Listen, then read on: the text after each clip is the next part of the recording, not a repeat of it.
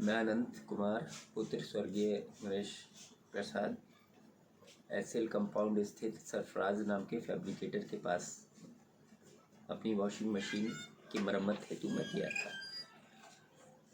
लौटते हुए मुझे वहाँ से सहारनपुर चौक तक की लिफ्ट मिल गई। वहाँ उतर के मैं पैदल कुछ अन्य वस्तुओं की अपनी ख़रीदारी वगैरह कुछ देख रेख करता हुआ राजे रोड आया मशीन के पार्ट्स हेतु।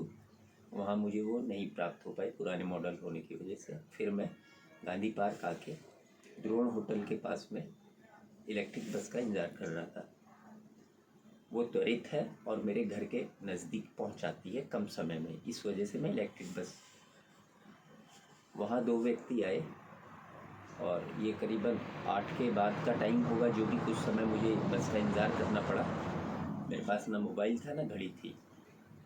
2 लड़कों ने आके अचानक मेरे पैर पे बहुत बड़ा पत्थर मारा और फिर 2 और आ गए कहीं से और उन्होंने मेरे साथ मेरे जेब में अलग अलग जेबों में मेरे 2270 रुपये 2240 रुपये पड़े थे, वो स्नैच कर लिए उन्होंने। लूटपाट कर ली। उसके बाद फिर मैं इधर उधर भटकता रहा कि भाई किससे हेल्प। जब आपके पैर पे पत्थर मारा तो आप पैर पकड़ के बैठ गए? हाँ, पैर में चोट लगी लेकिन गरम थी भाई। तो मैं उसी समय उन्होंने मेरे से लूटपाट करने लगी, तो मेरा ध्यान आकर्षण तो मेरे अपने पैसे और जान उस पर था, सब जो भी मेरे पास वस्तुएं थी। तो फिर वो वहाँ से मैं चला किसी तरीके से लंगड़ाता हुआ इधर उधर। मैंने हेल्प मांगी, किसी ने कुछ कहा, किसी से मैंने फ़ोन करने को कहा, मना कर दिया उन्होंने। फिर मैं प्रिंस चौक पे आया, बोला कि वहाँ पुलिस वाले रहते हैं, वहाँ पे पुलिस वाले नहीं थे। बगल में पेट्रोल पंप वालों से कहा फ़ोन पे बात करा दो, उनसे फ़ोन पे बात नहीं हो पाई। फिर मैं उधर से प्रिंस रेलवे स्टेशन होता हुआ मैंने फिर डिसाइड कर लिया था कि मैं अब कोतवाली जाऊँगा। लेकिन बीच में मुझे जिससे भी लगा कि मैंने ज़रा मेरी फ़ोन पे बात करा दो, मैं घर पे बात करना चाहता हूँ, लिहाजा वहाँ से भी कांटेक्ट मेरा नहीं हो पाया।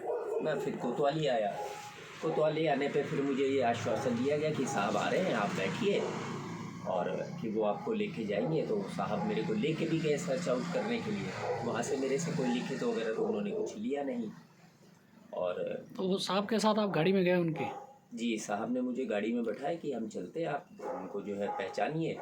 तो उधर से रेलवे स्टेशन होते हुए चंदर नगर और इधर उधर सारा उन्होंने जो है इनामिना बिल्डिंग सब जगह दिखाया, लेकिन उस तरह की छवि मुझे कहीं पहचान में नहीं आई। उन लोगों ने कुछ सांवले रंग के कपड़े पहने हुए थे और सांवले तरह के थे भी। 5 फीट 6 इंच के आसपास के मेरी या मेरे से 2 इंच लंबे थे पुरुष। 25-26 के आसपास की एज थी उनकी।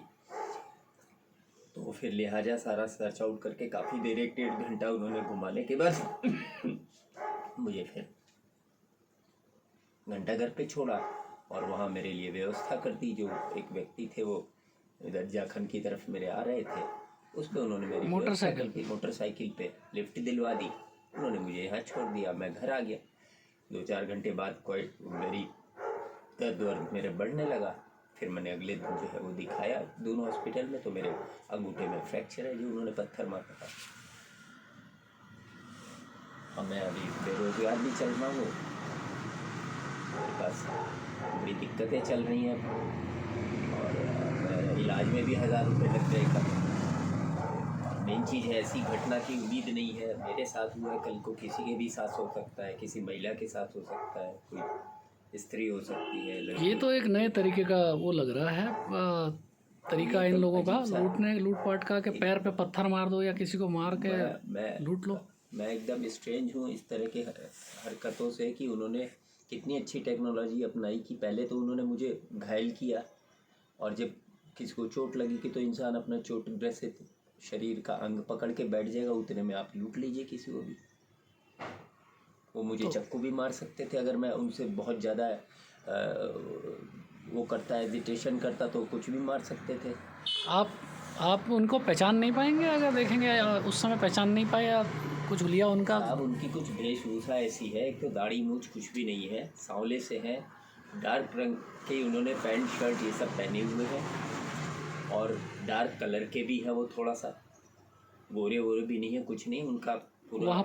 वहाँ पे कितने आपने किसी से टाइम पूछा था क्या जब आप वहाँ बस के इंतजार में? वहाँ पे मैंने टाइम पूछा, जो बगल में टैक्सी बस यूनियन का जो दफ्तर सा है, वहाँ पे कोई व्यक्ति था, उससे मैंने टाइम पूछा था।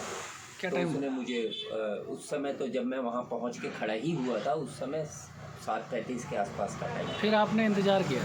हाँ, मुझे चूँकि मेरा लालच था इलेक्ट्रिक बस में, तो मैं काफ़ी देर तक भाई, चूँकि मैं सुविधाजनक है इसे मैं इंतज़ार करता रहा। उस बीच में ये घटना हो गई मेरे साथ। मेरे टाइम जो घटना का वक्त है वो लगभग 8 सवा 8 के आसपास बता रहे हैं आप, कितना हो हाँ जी, सकता है? अब 8:15 8:30 भी हो सकता है। अब मेरे पास ना घड़ी थी ना मोबाइल थी जी जी जी जी। जी। और तो आप जो इंचार्ज साहब थे जो आपको गाड़ी में ले गए जी उनको ढूंढवाने के लिए, जी उनका नाम आपको पता है कुछ? नहीं साहब, नाम वाम तो किसी मैं का नाम नहीं जानते आप? नहीं, अच्छा नाम अच्छा। वाम तो नहीं। तो वो आपकी डबल स्टार था उनके, बस ये जानता हूँ जी मैं। जी, तो आपकी उन्होंने मदद की, लेकिन आपका कहना है, आपको मालूम है कि आपकी ये जो आपकी कंप्लेन है ये दर्ज हुई है या नहीं वहाँ, इस बारे में नहीं साहब, जानकारी इसके है? बारे में कुछ नहीं। वहाँ मैडम थी, बस उन्होंने मेरे से नाम पूछा था कि आपका क्या नाम है, तो मैंने बता दिया था अनंत। जी जी जी। तो बस और यानी कुछ अभी नहीं। आपको नहीं पता कि कंप्लेन दर्ज हुई है या नहीं हुई? जी नहीं, मुझे इसके बारे में न आपने लिखित में तो नहीं दिया वहाँ कुछ अभी तक? मेरे से कोई उन्होंने कोई उसकी प्रक्रिया ना उन्होंने कही थी और ना मुझे ज्ञात थी जो मैंने की। जी जी जी। तो आपसे सिर्फ अपनी व्यथा उन्हें बताई? मैंने अपनी व्यथा बताई, उन्होंने मेरे से जितना पूछा सिर्फ नाम पूछा था, जी। और मेरे ख्याल शायद पूछा होगा जो भी कहाँ रहते हैं क्या है, तो मैंने बताया होगा। चलिए आनंद जी, ठीक है, फिर इसको हम आपकी बात को रिकॉर्ड कर लेते हैं और जी देखते हैं इसमें कुछ आपकी मदद हो पाएगी या नहीं। जी, धन्यवाद साहब।